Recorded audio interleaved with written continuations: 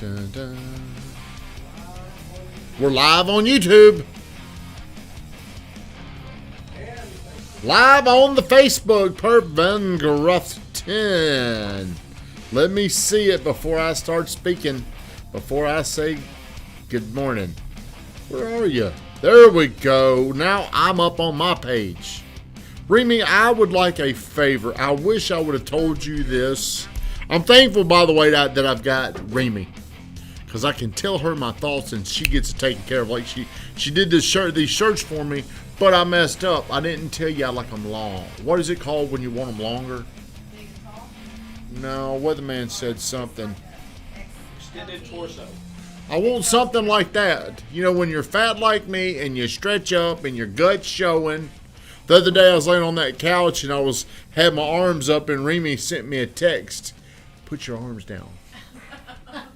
Because somebody was in here talking to us and I thought she was talking about my gut. She's like, no, you got big sweat marks. I'm like, I don't give a shit about that. Good morning, everybody. Thank you for getting on here. Welcome to the Morning Grind, where Monday through Friday, 8:30, there's always somebody sitting in this seat, even if it's Josh Harrell. How'd you do Friday? Shitty. God, it was terrible. Horrible. Did you watch Josh the other morning? Did you watch him? Yeah. What did you think about him? It wasn't his best, but... It wasn't a mess. Megan, good morning. Thank you for getting on here. How's California? As always, do me a huge favor. Like, comment, and share the stream. Share me out there, Megan, to the Californians. Maybe they'll like this. Maybe they won't. Maybe they won't even be able to understand me. But every morning we start with 60 seconds of gratitude, where we always force ourselves to become thankful about something. Something. Good morning, Jan. Thank you for getting on here. What is somebody thankful for this morning? I already said I'm thankful for Remy. Who wants to add in? Because I can always find something to be thankful for. Josh, Julia. Thankful we are all safe from the tornadoes that happened. Oh, man. So if you don't keep up with Middle Tennessee or Kentucky weather, I slept right through it. And I used to be terrified of storms. Josh on Friday was scared to death of these tornadoes, weren't you? Yeah. It was bad. I just had some sort of this anxiety. Storm, did y'all see that tornado was on the ground for like 250 miles? That is unheard of. There was a tornado in Rutherford County back in 2009. The Good Friday tornado is on the ground 23 miles. And at the time I thought, man, that is unheard of. 23 miles. This same tornado was on the ground for 250 miles. Man, that is incredible. I agree. Thankful. Very thankful. And a lot of people, how many people have died from that? 100 plus. 100 plus. Man, it's sad. Be thankful for that. So, getting right into this, I said this at a party on Saturday night. We went out to Bert's Lodge, and Bert talks about me in a lot of his, whenever he's out talking to his peeps, he talks a lot about where I am and what I've overcome. So whenever I come in there, a lot of people wanted to hear my story, and I'm just sitting there, and there's this loud-ass band playing. It's very loud. I don't know how well they could hear me, but they were just asking me questions. You know, at 35 years old, Josh, where was I? Living with your I just moved in with my mom at 35 years old. I was really, really broke. But before I was 35 years old, it wasn't like I was just ultra successful. I was always very, very, I would say this kindly, I was very mediocre. I was very average. Maybe I was above average in income. I think a few years I was getting up around $100,000 back in those days, and I was walking around like I was somebody. And I would never save the money. I was never building skill. I was never reinvesting into myself. During this time, I was investing in ass. Okay. And all the other things, yeah, okay. Good job, Josh. Thank you for putting that out there. That's pretty accurate. That's where my investments were. So I really, really did not know how, once I gave up money, I did not really know how to reproduce it.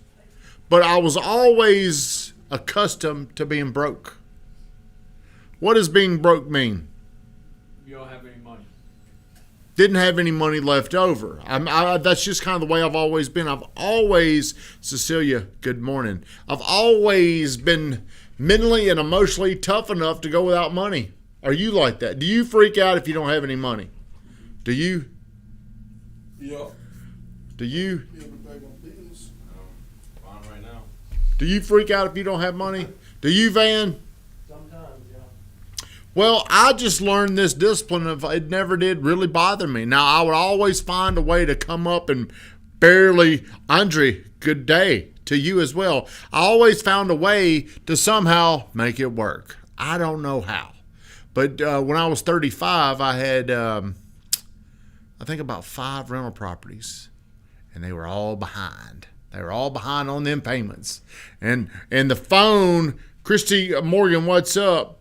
Whenever the phone would ring, it was all, most of my phone calls during this time were 800 numbers.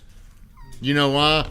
Bill collector. Because they were calling to get paid, okay? So I just never would answer the phone. And then everybody would call the office looking for me.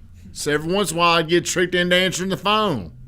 For some reason, I was scared to just hang up on them. I'd sit there and listen and just sound pathetic. So scared. But nothing ever happened. I fought through. I got everything caught up and everything paid. But this one thing taught me something.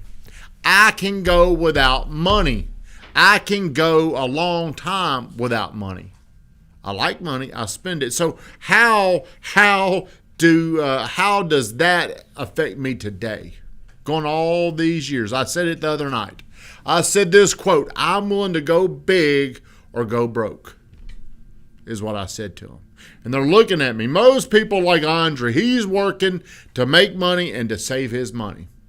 I look at it like I need to make an X amount of dollars, and then that's all I'm going to need, and I'm going to find another place to put it. So I've been tracking in the CSU how the money's looking, and really it's probably more money than I thought it was going to be this year on the net before taxes.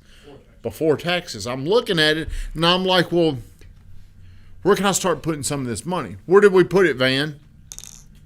We invested in advertising. Mm. Position. Into what? A position for somebody. Well, see, I got to grow that. I got to get everybody more money. I got to take this into account. Now, somebody would probably ask me, what is the end goal? So whenever we're at breakfast and people are asking me, why are you always focused on revenue and not your net profit? It's because there's something bigger that I'm pursuing. It's 1,000 homes. What would my life look like if we sold 1,000 homes? Very nice. Very, very nice. You'd be on the beach. Yes. So I'm willing, what is it called? Too many people today and all the time, most of their life, have bought into instant gratification. Do you know what that word means? Yep. What? You buy something and it gives you some sort of pleasure immediately. It's like the immediate payoff. Well, I'm willing to just, I was telling them, they're sitting there and we can barely hear, but I'm like, man, I'm like a cockroach, man. I'll just live through it.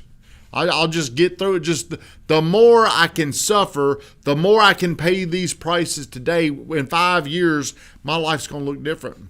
How many of you are willing to do that? How many of you are willing to continue to invest in yourself and invest in the people and also invest in the company? How would that look for you, Josh? How could you do what I've done? If I'm you, what I'm doing is I'm going to say this. Next year, I need to make X amount of dollars for me, for the taxes, and the rest of the money needs to go to this place or this place. Where would that place go? Where would you invest this money? Put it into a different account for a down payment on a house. Account that I can't touch. See, I wouldn't do that. That's not what I would do, but it's your decision to do whatever you want to with it. I believe what everybody should focus on is how can they raise their income. You buying another house is not going to help raise your income. Now that is building wealth. I see what you're saying. So what would you've got the right to do whatever you want with your money, Josh. I'm not going to tell you what you can or can't do with it. But most people, they just can't do this. So if I were teaching what I would do, starting all over, if I was y'all's age, if I was young bucks, how can I get my skill to a higher level? Do you believe skilled people make more money than unskilled people? Yes. Well, why not put all your money into developing a skill? You're going to Cardone U. Or not Cardone, you're going to the 10X boot camp. How much money is that going to cost you? Probably around $5,000. $5,000. $5,000. That is going towards you. That's going towards your skill level. Some people are going to be like, man, why are you doing that? Won't you save that money? Is money better to be saved doing nothing? Or is money better in use where it's expanding your skill, your mindset, what you know? Better in use. So if I'm you guys, are you going to? Yep. Are you going to go? Have y'all even invited Edward? Our step kid? Did they not invite you? Damn. Well, you need to, I don't know, you need to look forward to going to something like that. So here's what I'm doing. I'm going to go in there and talk to Van after I teach this little lesson in just a second. Where would I like to invest in the company next year? There's really three things I want to invest in the future. Okay. Number one is I want to grow a bigger ISA department. The ISA department helps everybody here. Would you agree? Yeah. The other thing is I need to invest into a marketing person. Okay, I got to find somebody that's willing to come work here. And the third thing is I need to invest into recruiting. Those are the three things that can help me help everybody more. But you can't do any of these things without money. See, I know where strategically I'm going to put it. If I'm you, I'm going to find a way to improve. Because the better you get, the faster you can get there, the more you can attract people. What you really want to solve right now is not making more money. You're wanting to know how can you make more money with less amount of time. The way you can make more money with a less amount of time involved is more people. But you won't get people unless you've got a high skill set. You about to say something? Well, say something, because you look like you're thinking. I am thinking. Whenever you say to get more time, does it always have to be people to create more time, or can it be something else? Well, that's the way I know how to do it. I think if you were globally selling a product online, what I'm saying is creating time looks like this. You don't have to directly do it. So what can we do in our business right now where you're not directly involved in it? Like you're doing a very good job of getting other people involved. What is that doing for you? It's creating time for you to where you can get more deals. It's helping them get experience. It's helping their skill set. So the secret to the people that make the most amount of money is they're willing to let go of money to get back time. Because if you have no time involved in something, you can make a whole lot more money. But a lot of people, they trade their time for money.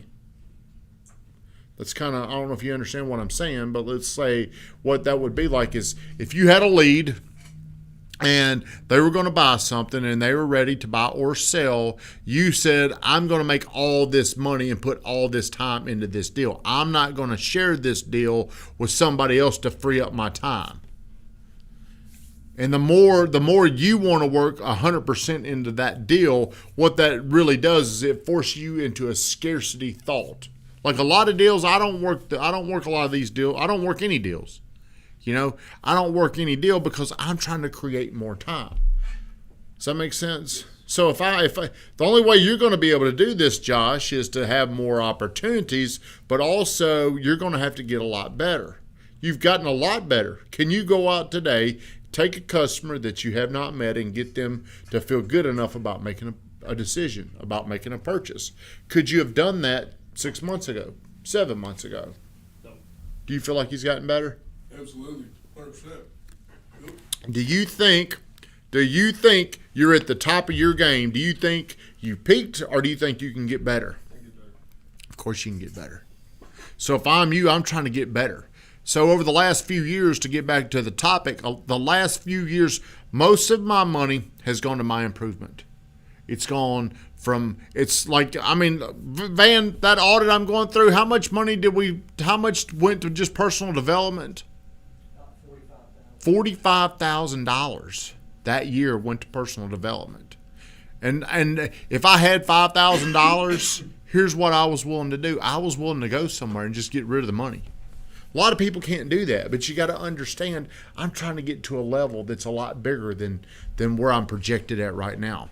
If I stay on the course of what I know right now, there is a ceiling I'm going to get to. The only way I can continue to raise that income level is to continue to put money into myself to raise my self-image, because you're never going to out-earn your self-image. You're never going to out-earn things that you don't feel like you deserve. So I'm willing to like spend all my money to help I'm trading the money for the skill set. That makes sense.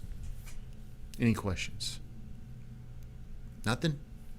You ain't got a question? You hit that thing on the head. Did I? Thank you, Don. I appreciate it. Van, shut us down. Everybody have a great day. But to do this, you got to get extremely specific about what it is that you're trying to accomplish in your life. I know. What am I trying to get us to? 1,000 homes. 1,000 homes. Shut us down.